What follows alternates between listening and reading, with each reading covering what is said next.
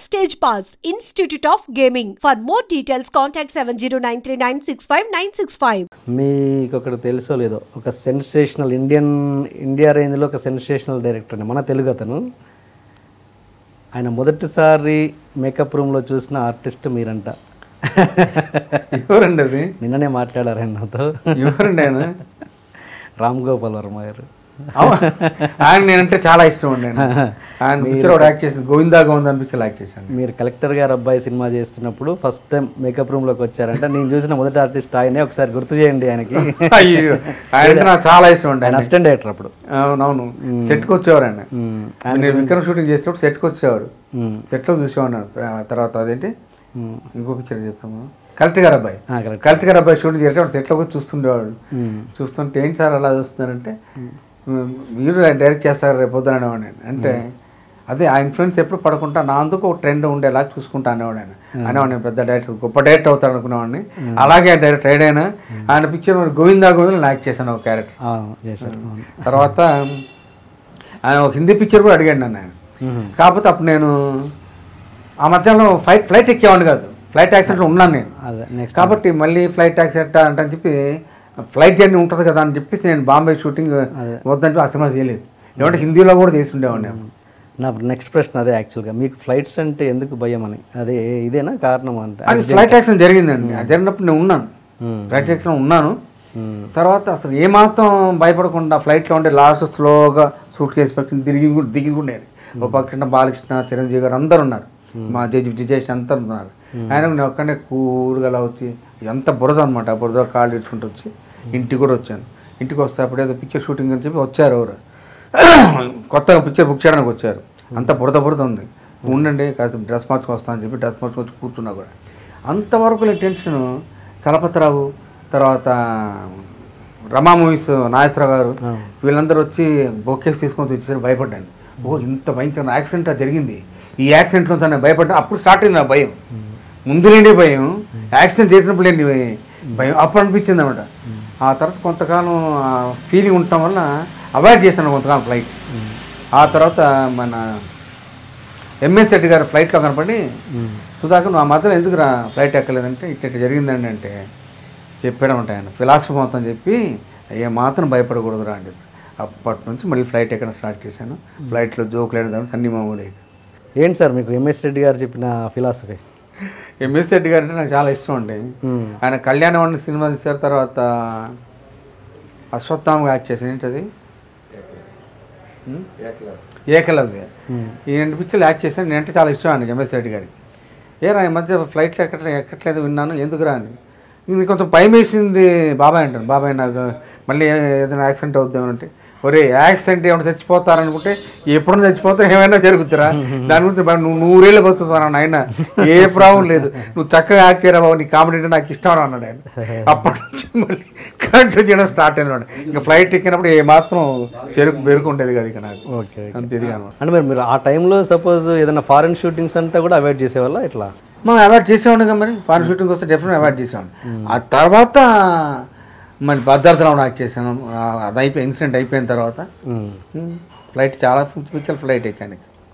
అలా మీరు మంచి మంచి క్యారెక్టర్స్ మిస్ చేసుకున్న సందర్భాలు ఏమన్నా? మంచి క్యారెక్టర్స్ మిస్ అయిపోయినాయి అలా ఫ్లైట్ వల్ల అన్నవి ఉన్నాయా? ఏమీ లేవు. ఆ తర్వాత చాలా తక్కువ కాలంలో మరి రికవర్ అయ్యాను కాబట్టి దాని గురించి ఆలోచించలేదు కాబట్టి తర్వాత కంటిన్యూస్ చాలా పిక్చర్లు చేశాను. Okay okay. బొంబాయి పీడి కానివ్వండి, ఇంకోటి చాలా పిక్చర్లు చేశాను ఒకసారి. ఇంకోటి సార్, మీరు తమిళ్లో చేస్తున్న మొదటి సినిమాకు రెండో సినిమా నాకు అంత గుర్తు తెలియదు, కానీ రాధిక గారితో చేస్తున్నప్పుడు, భారతీరాజు గారి సినిమా చేస్తున్నప్పుడు ఒక షాట్లో మీరు రాధిక గారు రన్నింగ్ చేసుకుంటూ వస్తారు, మీరు ఆవిడని ఎత్తుకుంటే మీ గోళ్ళు గుచ్చుకున్నాయి, రాధిక మిమ్మల్ని కొట్టింది. అవును, నిజమేనా? నిజమే. అది ఎలా జరిగిందంటే, ఫస్ట్ పిక్చర్ కళ్యాణ్ అది కిడకే పోమరాలి ఫస్ట్ పిక్చర్ అండి. 2 రోజులు కాడే కూర్చోబెట్టాను మేటిపాలెంలో. 2 రోజులు ఏంటో ఇప్పుడు నాకు ఎప్పుడు షూటింగ్ అనుకుంటుండేవాడు. 3వ తర్వాత షూటింగ్ స్టార్ట్ అయింది నాది. ఫస్ట్ షాట్ ఏంటంటే రాధికని అలా ఎత్తుకొని గాలిలో తిప్పేసి అలా పైకెత్తానమాట. ఏం పైకి ఎత్తాను నేను అసలు ఎంఆర్ రాధా కూతురు అన్నారు.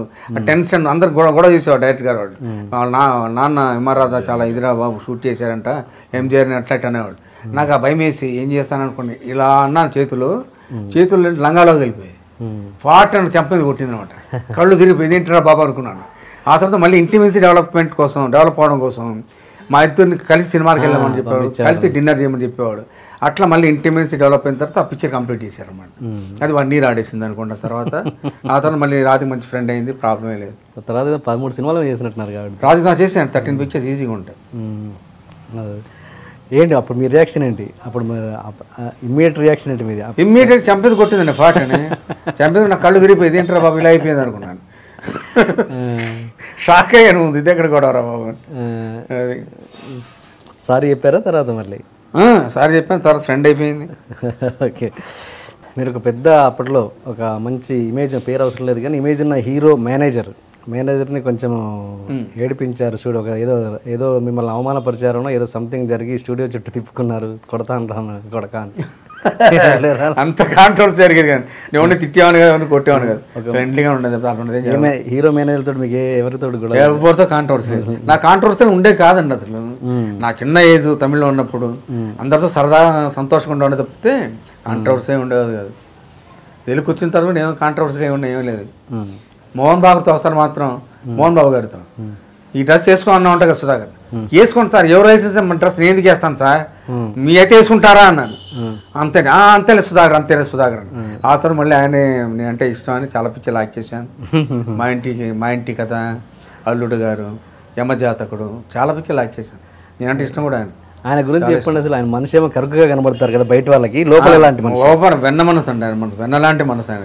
చాలా పిక్చర్లు యాక్ట్ చేశాను ఆయన సొంత సినిమాలు, పోస్ట్ మ్యాన్ కానీ ఇంకోటి కానీ. ఓకే, ఇంత గ్యాప్ రావడానికి మీకు కారణం అంటే కోమాలోకి వెళ్ళిపోవాల్సిన పరిస్థితి ఎందుకు వచ్చింది? అది బ్రెయిన్ స్ట్రోక్ అని ఒక ఇది వచ్చిందండి నాకు. ఓకే, అంటే ఓవర్ యాంగ్జైటీ మీద దేనివల్ల వచ్చింది, అది నాకు రీజన్ ఏంటని తెలియదు. మెడికల్ సైన్స్ ప్రకారం బ్రెయిన్ స్ట్రోక్ అంటారు అనమాట అది. ఓకే, అలాగా కోమాలోకి వెళ్ళిపోవడం జరిగింది.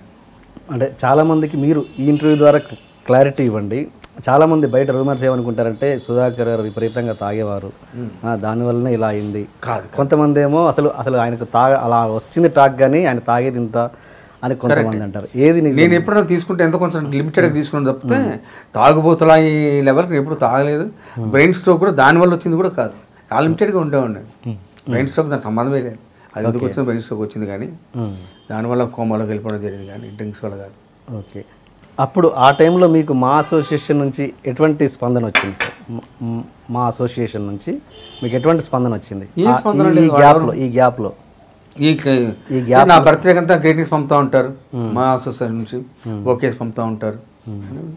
మురళీమోహన్ గారు చాలాసార్లు ఆయన ప్రెసిడెంట్గా ఉన్నప్పుడు రెగ్యులర్ ఫోన్ కూడా చేసేవాడు.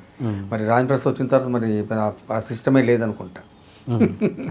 ఆయన బాగా చూసేవాడు ఆయన మురళీమోహన్ గారు. నేను అన్నయ్య అంటాను ఆయన్ని, ఎప్పటికప్పుడు అన్నయ్య అన్న అంటాను మాట్లాడు. రాజప్రసాద్ గారితో కూడా చేశారా? మీరు చేశారు? ఎందుకు 3 సినిమాలు చేశారు రాజప్రసాద్, చాలా సినిమాలు చేశాను.